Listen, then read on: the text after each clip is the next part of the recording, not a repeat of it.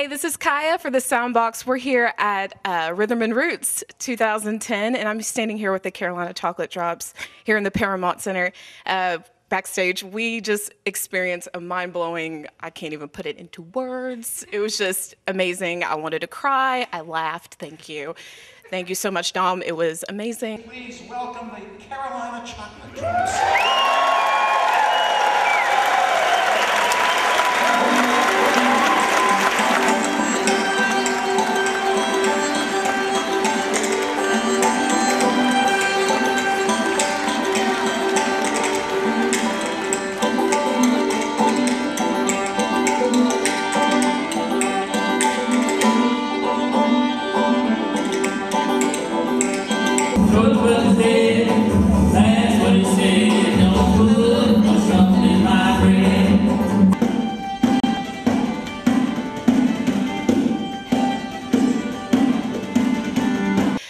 I know out there you spoke of the title track of your new album, which is Genuine Negro Jig, and I have the album. I did purchase it. It was beautiful. It's wonderful. I've been listening to it for days. But it was so great because when I listened to it, it's like a tango. So I was like, this is kind of the sound, the feel of it for me was like a tango. And I know you really kind of explained that out there to everybody, but I was wondering if you explain it kind of again, the background of Genuine Negro Jig. Sure. It was a tune that was written down in the mid to late 1800s by a man named Dan Emmett. And through scholarship that we have found out, lots of different people, we think there's a good chance that he actually either got the tune or somehow there was an interaction between him and a black string band family from the same part of Ohio, lived right down the street from him, called the Snowden family. And so he wrote the tune down as Genuine Negro Jig, which is kind of his way of saying it was from an actual black source, but he didn't actually put Snowden. So, you know, this is kind of supposition, but there's a really good chance because they were very well known in the area for tunes. And so it was just kind of a really neat way to name our album because it's the history of American music. It's, you know, there's interactions between blacks and whites, and it's really hard sometimes to pinpoint those down, but we can kind of guess at it sometimes, and we know that the tune at least is there, you know, and it means different things to different people, so it's great. That's awesome. Another thing, you did cover a few songs.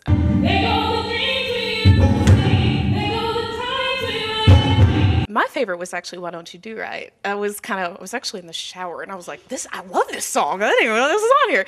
But what inspired you as far as, you know, grabbing out of, you know, these different artists and just kind of putting them on the track?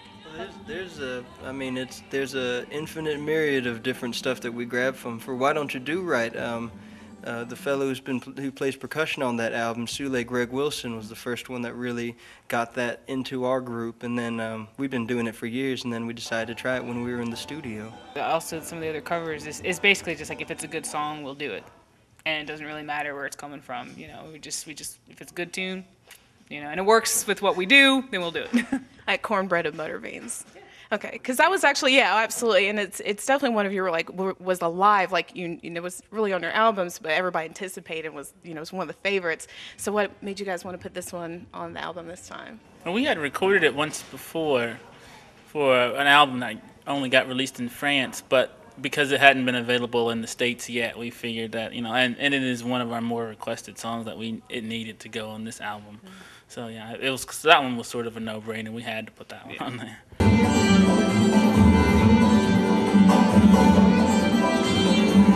One thing I do love about your shows is that you bring so much historical content and, you know, give props where props is due as far as, you know, where the songs originated, who wrote them, you know, and that's really great because not too many artists do that now as far as, you know, this is a historical. So I want to say that's amazing, and I think that's a great thing you bring that to the table and everything. So well, it's like the way we feel is that, you know, we put those names out there, and then if it inspires anybody to go back and check out, say, Etta Baker or Joe Thompson or Papa Charlie Jackson, you know, check out some of the originals, and then maybe they'll kind of go, oh, actually, this is pretty cool, and then they'll go into more stuff. People who put their stamp on a tune and while they don't wholesale write the tune, that's something that's been lacking a lot. I mean, especially in the folk community and also the black folk singing community, since we've just recently lost Odetta, and we've recently lost, some of the older generation. It's great that we can get in there and we can bring some of that stuff out there just like they did way back. I can't get on board because I ain't got on my traveling shoes. Last time I saw you, you were not with child, and now you have a child.